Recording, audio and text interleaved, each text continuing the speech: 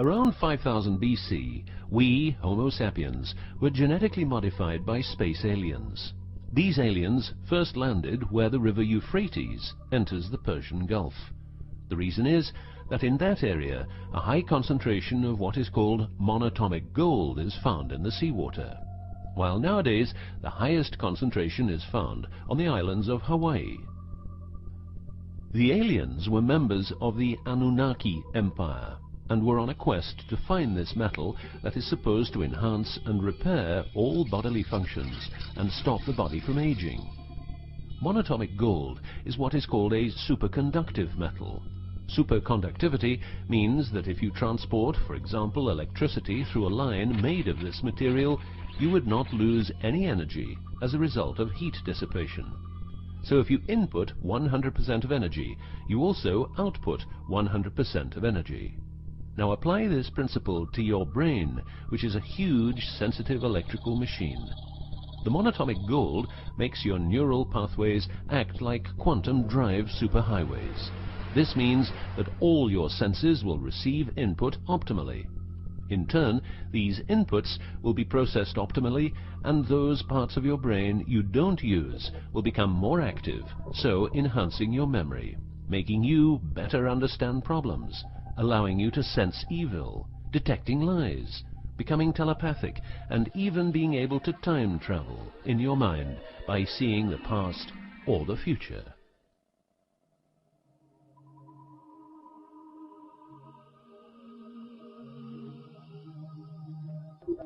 So the Anunnaki, which is the name of the empire which includes races like the Saurian, or as they are called the Reptoids, the Argarians or Nordics because of their human looks, and the Greys from Zeta Reticula, were looking for monatomic gold. This involved enormous effort because it had to be extracted from seawater, or by processing it in such a way that the gold, usually in pairs of 8 atoms per molecule, could be separated into individual particles. In this fashion, the monatomic elements were separated from the multi-atomic cousins. In a similar way, uranium-235 is produced. For the use as intelligent slaves, the Anunnaki took a man, let's call him Adamski, and took out a part of a rib. This is because the rib is a part of the human body that can be removed without causing too much damage, and because the rib contains bone marrow, it's a perfect source for DNA. The Anunnaki modified the DNA for a better manipulation of the humans and implanted it into a woman, let's call her Mulva. Mulva then had children with Adamski, and their children were, just like Mulva, genetically modified. These humans worked for the Anunnaki, but not a lot of humans knew about the Anunnaki, and then, for some reason, the Anunnaki disappeared. An interesting detail is that the symbol for human DNA resembles the word Yah, which is God, but surely this is a coincidence.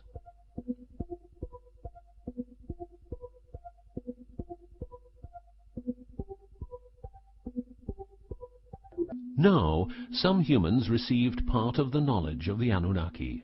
The last known humans were the Jewish people who carried the Ark on their journey from Egypt to the Promised Land. Before them, the Ark was in the lands of the Sumerians, Babylonians, and Tibetans. This Ark, not the Ark of Noah, was known to have powers beyond human imagination. It could levitate and deliver the fire of stars, a dangerous firework-like display of power that occurred when the monatomic elements became unstable. To make them stable again, you needed to know certain secrets, and with those secrets you could preserve the Ark and thus its powers. The humans who were close to the secrets of the Ark had long and prosperous lives. The best known was Methuselah, who lived to the age of 950. Wherever the Ark is, the culture thrives, and over the centuries it moved from Jerusalem to Rome to London, and is now supposed to be in the United States of America. The Ark always moves west, and will always keep moving west.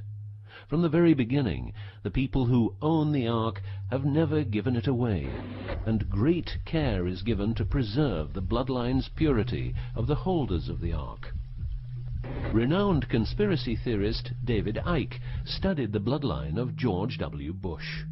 This he traced back all the way to the Sumerians, a people who lived in the southeastern part of what is now known as Iraq, where the river Euphrates meets the Persian Gulf.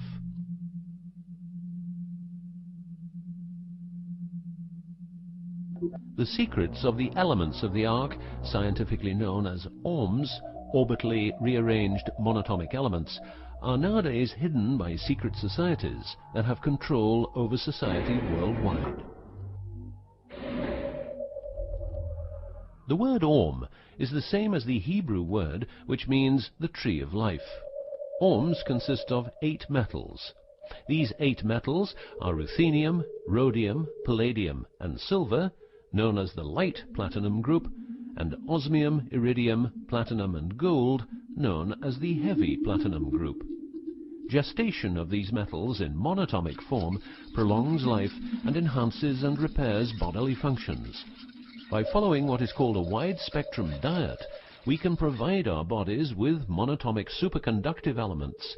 In other words, by eating a lot of grapes, carrots, all blue and dark red fruit and vegetables, and also much other fruit, vegetables and fish.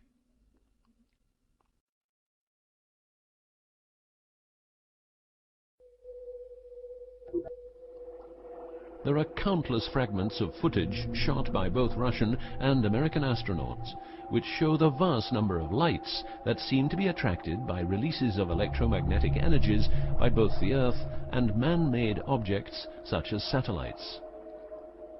In Building 8 of the Johnson Space Center in Texas, the USA, high-resolution pictures taken by satellites are photoshopped each day to remove proof of aliens. In the film The Secret NASA Transmissions, the footage, it becomes clear that astronauts have grown accustomed to these strange anomalies, and that even in 2000, an unprecedented cooperation between NASA, the Russian Space Agency, and a committee of UFO experts was formed to share knowledge on this subject. To better understand this whole story, a few revelations are in place. Everything vibrates because atoms vibrate, and that is because the subatomic particles are in harmonic resonance, a fancy word for vibration and keeping themselves in equilibrium. Gravity is vibration generated by the presence of mass, and it can be neutralized by altering the harmonic resonance of the gravitational field. In other words, if you generate vibrations, you can alter gravity, and with superconductive materials, the amount of energy needed for generating the vibrations is greatly reduced. A practical example of reducing one vibration with other vibrations is the use of anti-sound. If you instantaneously produce the exact opposite waveform that comes towards you in the form of sound, the sound will cease to exist. This is called destructive interference. One of the forms of creating anti-gravity is called auditive levitation, a method used by Tibetan monks to elevate rocks over 250 meters high and 250 meters distance. By arranging drums and trumpets extremely precisely, together with some 100 men chanting, all arranged in a precise manner, the monks, after about 5 minutes, could levitate a rock weighing a ton and place it exactly where they wanted it. Theorists around the world theorize that huge monuments like those of the Egyptians and Mayan people were built this way. Other examples of anti-gravity we find in the vast amount of UFO sightings.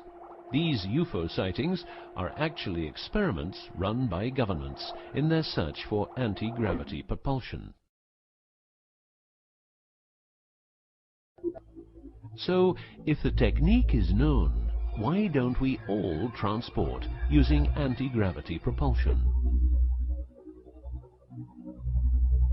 For each year of technological advance, the military advances 44 years. All science is merely a means to an end. The means is knowledge. The end is control. Who will be the beneficiary? What do they want? What they want is control.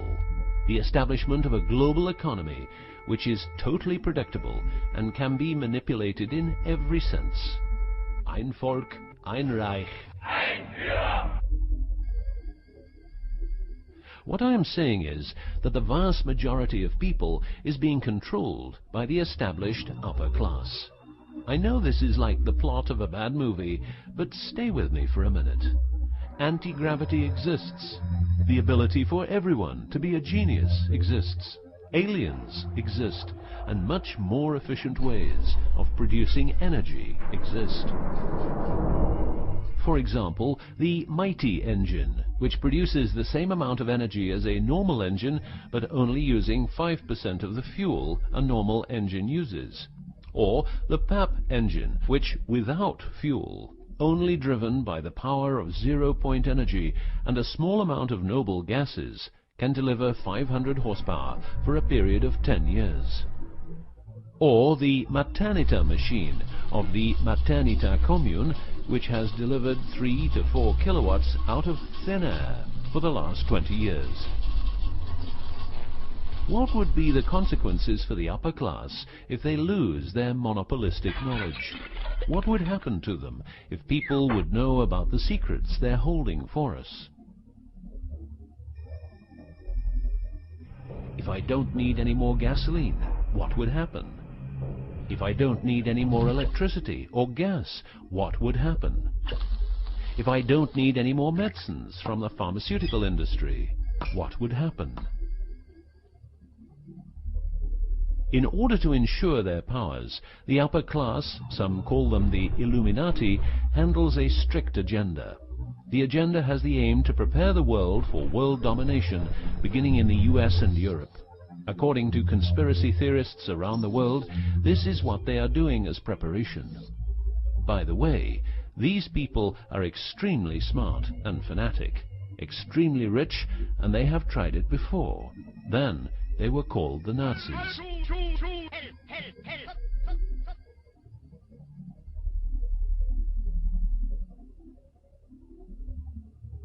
Although what you are going to see and hear sounds very peculiar, remember that a lot of people, for instance, ex-personnel of the US and UK armed forces, have been brutally murdered for making their information public. Let's begin with 9/11, but first a little history. What the Second World War did for the US is that it gave the country such an economic lead that it could easily grow more comfortable in its already powerful role. The industry of war gave everybody jobs, and therefore everybody could start consuming. Marshall aid gave Europe the economic impulse it needed. In other words, war leads to flourishing economies and leaps forward in technology. The process of transformation, even if it brings revolutionary change, is likely to be a long one, aside from some catastrophic catalyzing event like a new Pearl Harbor. These are the words of a neocon think tank whose members count people like Dick Cheney, Wolfowitz, and Donald Rumsfeld. What it says is that America needs a war to transform into its next shape, and 9/11 is our new Pearl Harbor.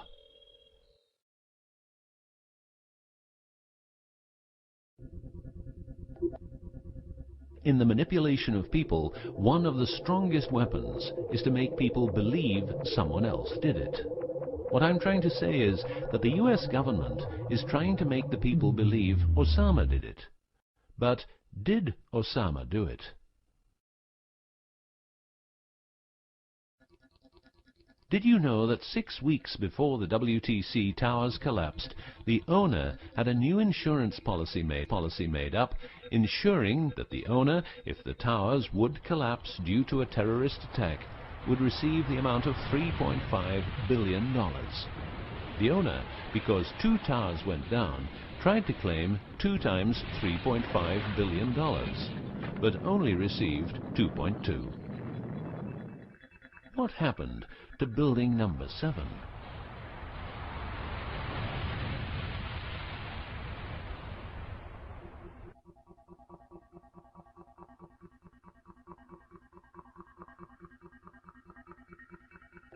In order to control people who can be a hazard to the bad guys have control of a number of tools. One of these tools is the remotely operated electromagnetic frequency weapon. These use microwave, ELF, extremely low frequencies, and acoustic frequencies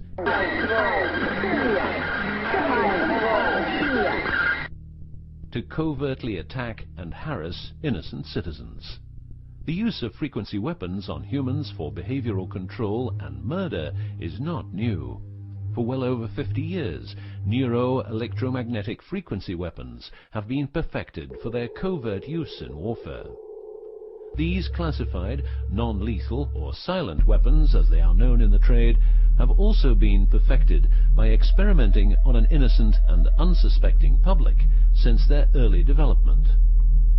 Directing a beam of frequencies to a human can cause a series of effects.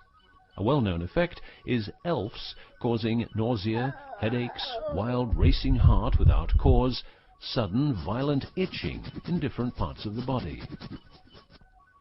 A frequency weapon can look like this, or like this.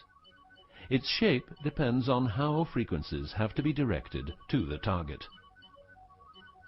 Did you know that the US Patent and Trademark Office holds a vast amount of patents for machines which can be used in direct or subliminal mind control systems? Here are a few. Method and system for altering consciousness. Superimposing method and apparatus useful for subliminal messages, subliminal message generator. Enough about the frequency weapons. Check this link to learn more.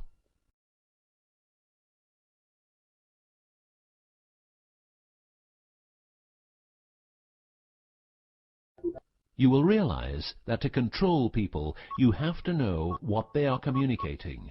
So in the 1950s, the UK and USA decided to set up the world's biggest espionage network to make sure all communications between Russians and spies or allies were monitored. This system has continuously been updated since the day it became operational. The system's name is Echelon and consists of a vast network of listening posts, extremely advanced computers, an enormous number of people, dishes, and taps.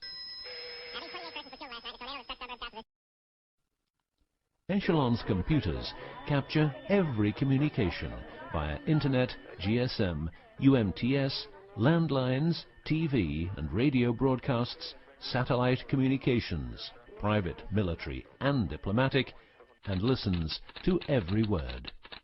The computers work with a list of keywords, and when a message contains one or more keywords, the message is directed to a specialist who examines the message.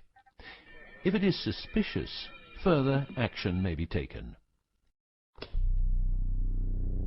Echelon centres are around the world, but here are the best-known locations.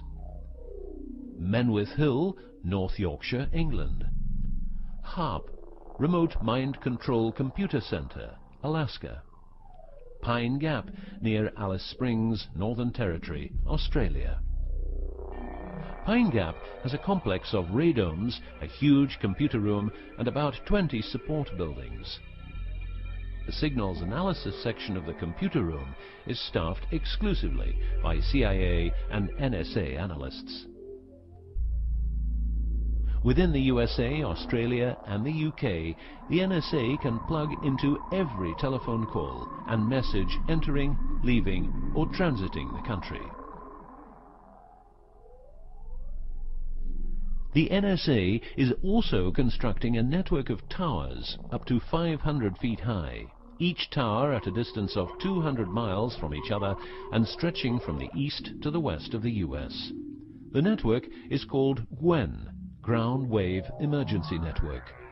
This network transmits very low frequencies combined with ultra-high frequencies and is used in case the communication systems in the US are rendered useless because of a nuclear attack.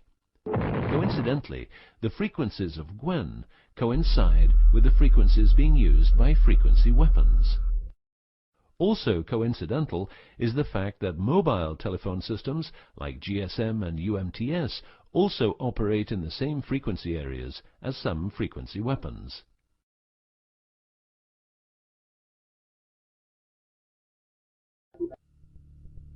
To further prepare for global domination, the secret US government, led by the corrupt holders of the Ark, also known as the Illuminati, or the New Global Union, or the New World Order, or just plain Nazis using the Eye of Lucifer as their symbol, has started building since the 1940s large bases with every commodity you can think of. These bases are basically large cities underground, connected by high-speed magneto-leviton trains that have speeds up to Mach 2. According to Phil Schneider, the black budget is a secret budget that garners 25% of the gross national product of the United States. The black budget currently consumes trillions of dollars per year. Presently, there are over 129 deep underground military bases, or DUMBs, in the United States. These underground bases were built using nuclear-powered laser drills that can drill 7 miles per day. Also, dedicated nuclear explosions were held to create large underground spaces. A lot of contractors work in these places, but never more than 3 to 4 weeks. Always under strict supervision, and before entering a site, they are warned that if they talk about what they see, it will cost them their lives.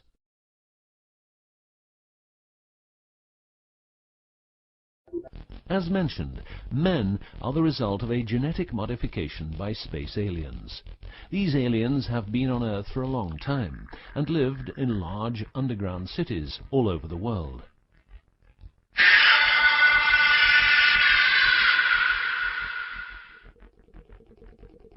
Collaboration with modern governments began as early as 1933 with the Bavarian Illuminati and Thule secret societies, and this collaboration was brought into America via the CIA, which was established with the help of American Nazi agents as well as European Nazis who were brought into America through Project Paperclip and other operations. It was agreed that the aliens and the upper-class secret government would help each other, as agreed in the 1954 Greada Treaty. By 1979, the aliens didn't respect the treaty at all, and it was in this year when, at Dulce Air Force Base, a huge underground base was being built, and during excavation, an underground alien city was discovered. There are several species of aliens working with the US at the Underground 7 level facility at the Alien US Government Biogenetic Research Base in Dulce, New Mexico. The reason they help the US government is because the aliens need space here on Earth for conducting experiments on humans and storing humans in suspended states for reasons unknown. In exchange, the aliens give the US government technology. Examples of these technologies are stealth aircraft, anti-gravity propulsion, genetic research, quantum technologies, computer technology, biological warfare, medicine, GSM, etc.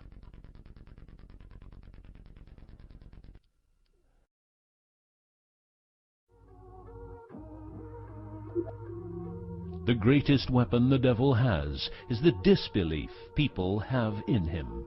The devil represents evil, and those who want to dominate are the evil ones because they keep their knowledge from saving lives and improving the world. Instead, the evil ones will make the people more docile and stupid, using more tricks in order to achieve their goal, which is world and universal domination. The story of the aliens seems so unreal that, like the devil, it is subject to ignorance and ridicule, and that is its greatest weapon.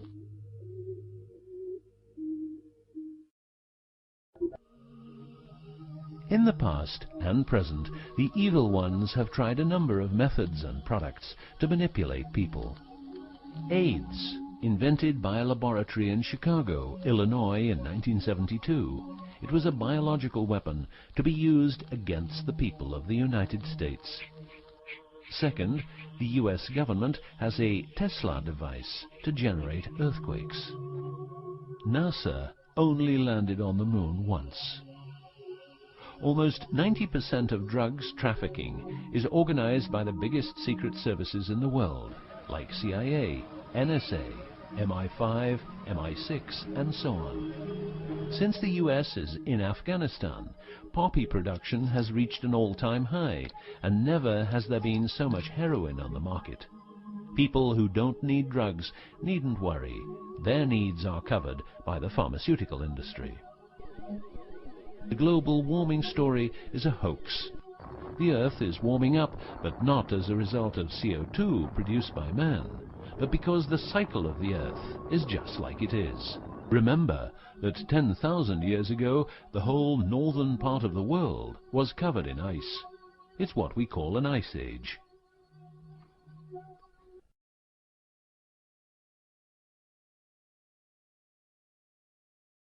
The Ark, in its recent form, started its journey in the deserts of Egypt and was carried to the Holy Land by the Jewish people. In Jerusalem, the Ark started its journey around the world, heading west. Everywhere the Ark has been, one or more obelisks are erected as a symbol of establishment. In the future, the Ark will travel to China, Russia, Iran, until it reaches Jerusalem again, which means the whole world will be under the influence of Lucifer's eye. That will be the moment the Anunnaki Empire will settle and rule Earth uncovertly. On many important sites in the world, buildings carrying symbols of Lucifer's return are common. The best-known example is the Pentagon, which suggests a pentagram referring to the Jewish symbolism and the symbolism of the Ark. Another example is the Israeli High Court. It's a building with dozens of satanic and secret symbols. Like the eye of Lucifer, an inverted cross you can walk on. Its numerical anomalies. It was built in exactly 750 days. Used exactly 250,000 stones, all hand-laid, and was funded by the Rothschilds, the founders of the central banks and the World Bank. These buildings celebrate the coming of and will serve as headquarters for the evil ones. From here, every communication will be monitored. The underground cities will then be used as detention camps, where the bodies of resistance people will be converted into soulless zombies. The army of the NWO and its intelligence agencies will be able to track and trace everybody on Earth and influence their opinions or simply dispose of them. Socially, everybody will be watched by their neighbors and friends and mobbed if they have different opinions. The rich, richer and smarter, the poor, poorer and dumber, will support the pyramid with Lucifer's eye on top, as it has always been. This will be the future, and the future is now.